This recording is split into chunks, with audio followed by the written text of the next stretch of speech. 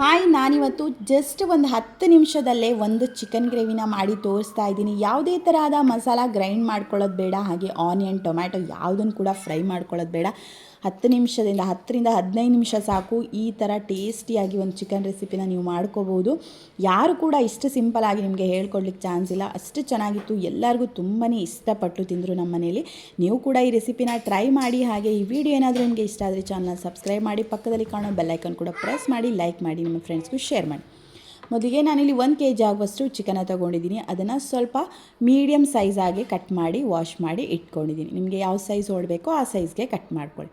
ಅದನ್ನು ಇನ್ನೊಂದು ಬೌಲ್ಗೆ ಟ್ರಾನ್ಸ್ಫರ್ ಮಾಡ್ಕೊಳ್ಳಿ. ಫಸ್ಟಿಗೆ ನಾವು ಮ್ಯಾರಿನೇಟ್ ಮಾಡ್ಕೋಬೇಕು. ಅದಕ್ಕೋಸ್ಕರ 1 ಸ್ಪೂನ್ ಆಗುವಷ್ಟು ಖಾರದ ಪುಡಿ, ಒಂದು 1/4 ಸ್ಪೂನ್ ಆಗುವಷ್ಟು ಅರಿಶಿನ, ಹಾಗೆ ಒಂದು ಅರ್ಧ ಸ್ಪೂನ್ ಆಗುವಷ್ಟು ಧನಿಯಾ, ಹಾಗೆ 1 ಸ್ಪೂನ್ ಆಗುವಷ್ಟು ಗರಂ ಮಸಾಲ ಪೌಡರ್, 1/4 ಸ್ಪೂನ್ ಆಗುವಷ್ಟು ಜೀರಾ ಪೌಡರ್, ಒಂದು ಅರ್ಧ ಕಪ್ ಆಗುವಷ್ಟು ಮೊಸರು, ಹಾಗೆ ಒಂದು ಆನಿಯನ್ನ ನಾನು ಕಟ್ ಮಾಡಿ ಇದಕ್ಕೆ ಆ್ಯಡ್ ಮಾಡ್ಕೊಳ್ತಾ ಇದ್ದೀನಿ.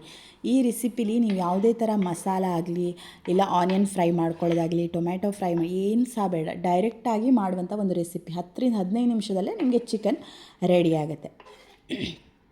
ಒಂದು ಟೊಮ್ಯಾಟೊನ ಅದಕ್ಕೆ ಕಟ್ ಮಾಡಿ ಹಾಕೋತಾ ಇದ್ದೀನಿ. ಆಮೇಲೆ ನೀವು ಶುಂಠಿ ಬೆಳ್ಳುಳ್ಳಿ ಪೇಸ್ಟ್ ಹಾಕ್ಕೊಂಡ್ರೆ ಅಷ್ಟು ಚೆನ್ನಾಗಿ ಬರಲ್ಲ. ಅದಕ್ಕೋಸ್ಕರ ಒಂದು 4 ಬೆಳ್ಳುಳ್ಳಿ, ಹಾಗೆ ಒಂದು ಅರ್ಧ ಇಂಚ್ ಆಗುವಷ್ಟು ಶುಂಠಿನ ಈ ಥರ ಸ್ವಲ್ಪ ಅರ್ಧಂಬರ್ಧ ಜಜ್ಜಿ ನೀವು ಹಾಕ್ಕೋಬೇಕು. ಆವಾಗಲೇ ಟೇಸ್ಟ್ ಅಂತೂ ಸಕ್ಕತ್ತಾಗಿರುತ್ತೆ. ನೋಡಿ, ಈಗ ಫುಲ್ ನಾನು ಜಜ್ಜಿಲ್ಲ, ಸ್ವಲ್ಪ ಒಂದು ಅರ್ಧಂಬರ್ಧ ಜಜ್ಜಿ ಹಾಕ್ಕೊಳ್ತಾ ಇದ್ದೀನಿ. ಅದಕ್ಕೇ ಆ್ಯಡ್ ಮಾಡ್ಕೊಳ್ಳಿ ಅದನ್ನು. ಆಮೇಲೆ ಒಂದು ಎಷ್ಟು ಬೇಕೋ ಅಷ್ಟು ಕೊತ್ತಂಬರಿ ಸೊಪ್ಪು ಸ್ವಲ್ಪ ಜಾಸ್ತಿ ಹಾಕಿದರೂ ಚೆನ್ನಾಗಿರುತ್ತೆ. ಬಟ್ ಮ್ಯಾರಿನೇಟ್ ಮಾಡುವಾಗ ಸ್ವಲ್ಪನೇ ಹಾಕ್ಕೊಳ್ಳಿ, ಬಿಕಾಸ್ ಲಾಸ್ಟಲ್ಲಿ ಸ್ವಲ್ಪ ಹಾಕಲಿಕ್ಕೆ ಬೇಕು. ಅದಕ್ಕೋಸ್ಕರ ಒಂದು 6ರಿಂದ 7 ಎಸ್ಲಾಗುವಷ್ಟು ಇದೇನಿದೆ ಕೊತ್ತಂಬರಿ ಸೊಪ್ಪನ್ನು ಕಟ್ ಮಾಡಿ ಹಾಕ್ಕೊಳ್ಳಿ. ಹಾಗೆ ಒಂದು 10 ಎಲೆ ಆಗುವಷ್ಟು ಇದು ಕರಿಬೇವು, ಅದನ್ನು ಸಹ ಸ್ವಲ್ಪ ಸಣ್ಣದಾಗಿ ಕಟ್ ಮಾಡಿ ಅದಕ್ಕೇ ಆ್ಯಡ್ ಮಾಡ್ಕೊಳ್ಳಿ. ಆಮೇಲೆ ರುಚಿಗೆ ಉಪ್ಪು ಎಷ್ಟು ಬೇಕೋ ಅಷ್ಟು ಹಾಕ್ಕೊಂಡು ಇವಾಗ ಚೆನ್ನಾಗಿ ಎಲ್ಲದನ್ನು ಮಿಕ್ಸ್ ಮಾಡಿ. ಎಲ್ಲ ಮಸಾಲೆ ಏನಿದೆ ಅದು ಕರೆಕ್ಟಾಗಿ ಎಲ್ಲ ಚಿಕನ್ಗೂ ಕೋಟ್ ಆಗಬೇಕು. ನೋಡಿ, ಇಷ್ಟೇ ಸಿಂಪಲ್. ಇದಕ್ಕೆ ಯಾವುದೇ ಥರದ ಮಸಾಲ ಗ್ರೈಂಡ್ ಮಾಡ್ಕೊಳ್ಳೋದು ಬೇಡ, ಆನಿಯನ್ ಟೊಮ್ಯಾಟೊ ಫ್ರೈ ಮಾಡೋದು ಬೇಡ, ಎಂಥ ಸಹ ಬೇಡ. ಡೈರೆಕ್ಟಾಗಿ ಇದನ್ನು ಇವಾಗ ಎಣ್ಣೆಯಲ್ಲಿ ಫ್ರೈ ಮಾಡಿದರೆ ನಿಮಗೆ ಚಿಕನ್ ಗ್ರೇವಿ ಅಥವಾ ಮಸಾಲ ರೆಡಿ ಆಗುತ್ತೆ.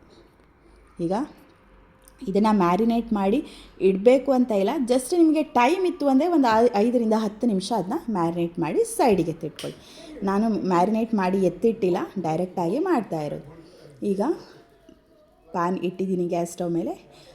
ಸ್ವಲ್ಪ ಆಯಿಲ್ ಹಾಕ್ಕೊಳ್ಳಿ.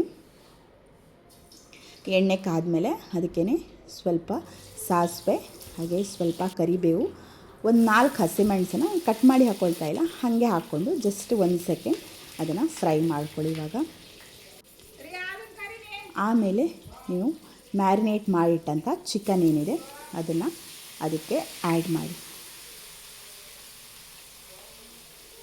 ನೀರೇನು ಆ್ಯಡ್ ಮಾಡೋಕ್ಕೊಳಕ್ಕೆ ಹೋಗಬೇಡಿ, ಯಾಕಂದರೆ ಗ್ರೇವಿ ಅದೇ ಬಿಟ್ಕೊಳ್ಳುತ್ತೆ. ಯಾಕಂದರೆ ನೀವು ಮೊಸರು ಆ್ಯಡ್ ಮಾಡಿರೋದ್ರಿಂದ ತುಂಬಾ ನೀರು ಅದೇ ಬಿಟ್ಕೊಳ್ಳುತ್ತೆ. ಅದಕ್ಕೋಸ್ಕರ ನೀವು ನೀರೇನು ಆ್ಯಡ್ ಮಾಡ್ಕೊಳ್ಳೋದು ಬೇಡ. ಇವಾಗ ಎಲ್ಲದನ್ನು ಚೆನ್ನಾಗಿ ಒಂದು ಸಲ ಮಿಕ್ಸ್ ಮಾಡ್ಕೊಳ್ಳಿ. ಎಲ್ಲದನ್ನು ಚೆನ್ನಾಗಿ ಮಸಾಲ ಏನಿದೆ ಒಂದು 2 ನಿಮಿಷ ಅದನ್ನ ಫ್ರೈ ಮಾಡ್ಕೊಳ್ಳಿ. ಈ ಥರ ಎಲ್ಲದನ್ನು ಫ್ರೈ ಮಾಡ್ಕೊಳ್ಳಿ ಚೆನ್ನಾಗಿ. ಎಣ್ಣೆಯಲ್ಲಿ ಫ್ರೈ ಮಾಡಿಕೊಂಡ್ರೆ ತುಂಬ ಟೇಸ್ಟಿಯಾಗಿ ಬರುತ್ತೆ.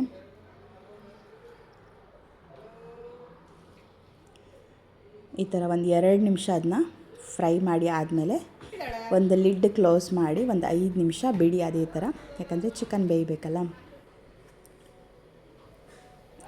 ಈಗ ಒಂದು 3 ನಿಮಿಷ ಆಗಿದೆ.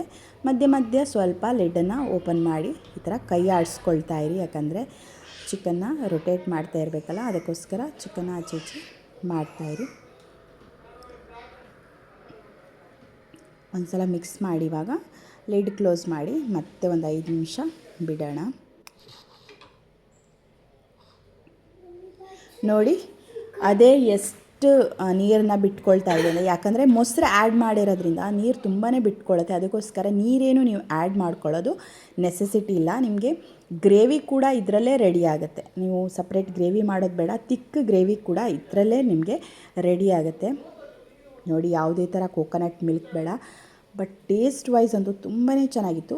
ಸಾಲ್ಟ್ ಸ್ವಲ್ಪ ಕಡಿಮೆ ಇತ್ತು, ಅದಕ್ಕೋಸ್ಕರ ನಾನು ಸ್ವಲ್ಪ ಸಾಲ್ಟ್ ಹಾಕಿ ಇನ್ನೊಂದು ಸಲ ಎಲ್ಲದನ್ನು ಚೆನ್ನಾಗಿ ಮಿಕ್ಸ್ ಮಾಡಿ ಲಿಡ್ ಕ್ಲೋಸ್ ಮಾಡಿ ಚಿಕನ್ ಬೇಯೋದಕ್ಕೆ ಆಲ್ಮೋಸ್ಟ್ ಫಾರ್ಮ್ ಕೋಳಿ ಆದರೆ ಒಂದು 10-15 ನಿಮಿಷದಲ್ಲೇ ಬೆಂದುಬಿಡುತ್ತಲ್ಲ, ಅಷ್ಟೇ ಟೈಮ್ ನಮ್ಗೆ ಬೇಕಾಗಿರೋದು. 10-15 ನಿಮಿಷದಲ್ಲೇ ಈ ಚಿಕನ್ ರೆಸಿಪಿ ನಿಮಗೆ ರೆಡಿ ಆಗುತ್ತೆ. ತುಂಬ ಸಿಂಪಲ್. ಅಯ್ಯೋ ಚಿಕನ್ ತಂದಿದ್ದಾರೆ ಏನು ಮಾಡೋದಪ್ಪ ಅಂತ ಟೆನ್ಷನ್ ಇದ್ದರೆ ಖಂಡಿತ ತಡ ಮಾಡದೆ ಈ ರೆಸಿಪಿನ ಮಾಡಿ, ಯಾಕಂದರೆ ಅನ್ನಕ್ಕೂ ಚೆನ್ನಾಗಿರುತ್ತೆ, ಹಾಗೆ ರೋಟಿ ಚಪಾತಿ ದೋಸೆ ಎಲ್ಲದಕ್ಕೂ ಸೂಪರಾಗಿರುತ್ತೆ. ನೋಡಿ ಎಷ್ಟು ನೀರು ಬಿಟ್ಕೊಳ್ಳಿದೆ, ಅದು ತುಂಬ ನೀರು ಇಲ್ಲ, ಸಖತ್ ಗ್ರೇವಿ ಆಗಿದೆ. ಯಾಕಂದರೆ ಟೊಮ್ಯಾಟೊ ಆನಿಯನ್ ಎಲ್ಲ ನಾವು ಹಾಕಿರೋದ್ರಿಂದ ಅದರಲ್ಲೇ ಸ್ಮ್ಯಾಶ್ ಆಗಿ ಅದೇ ಒಂಥರ ತಿಕ್ ಗ್ರೇವಿ ರೆಡಿ ಆಗುತ್ತೆ. ನೀವು ಯಾವುದೇ ಥರ ಇದನ್ನು ಆ್ಯಡ್ ಮಾಡೋದು ಬೇಡ. ಇವಾಗ ಒಂದು 10-15 ನಿಮಿಷ ಆಗಿದೆ. ಚಿಕನ್ ಕೂಡ ತುಂಬ ಚೆನ್ನಾಗಿ ಬೆಂದಾದಮೇಲೆ ಲಾಸ್ಟಲ್ಲಿ ಸ್ವಲ್ಪ ಕೊತ್ತಂಬರಿ ಸೊಪ್ಪನ್ನು ಉದುರಿಸ್ಕೊಳ್ತಾ ಇದ್ದೀನಿ. ನೋಡಿ, ನೀವು ನೋಡ್ತಾ ಇರ್ಬೋದು ಎಷ್ಟು ಕಲರ್ಫುಲ್ಲಾಗಿ ಸಹ ಕಾಣ್ತಾ ಇದೆ ಅಂತ. ಎಷ್ಟು ಕಲರ್ಫುಲ್ ಆಗಿದೆಯೋ, ಟೇಸ್ಟ್ ವೈಸ್ ಅಂತೂ ಸಕ್ಕತ್ತಾಗಿತ್ತು.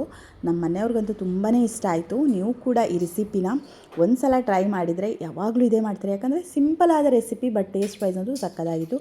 ಈ ರೆಸಿಪಿ ಇಷ್ಟ ಆದರೆ ನಿಮ್ಮ ಫ್ರೆಂಡ್ಸ್ಗೂ ಶೇರ್ ಮಾಡಿ, ಹಾಗೆ ಎಲ್ಲ ಚಾನಲ್ನ ಸಬ್ಸ್ಕ್ರೈಬ್ ಮಾಡ್ಕೊಳ್ಳಿ. ನಾನಿಲ್ಲಿ ಚಪಾತಿ ಜೊತೆ ಸರ್ವ್ ಮಾಡ್ತಾಯಿದ್ದೀನಿ. ನೀವು ಕೂಡ ರೆಸಿಪಿನ ಟ್ರೈ ಮಾಡಿ. ನಿಮಗೆ ಯಾವ ಥರ ಈ ರೆಸಿಪಿ ಬಂತು ಅಂತ ಕಮೆಂಟ್ ಬಾಕ್ಸಲ್ಲಿ ಕಮೆಂಟ್ ಮಾಡೋದನ್ನು ಮರಿಬೇಡಿ. Thanks for watching. See you on next video.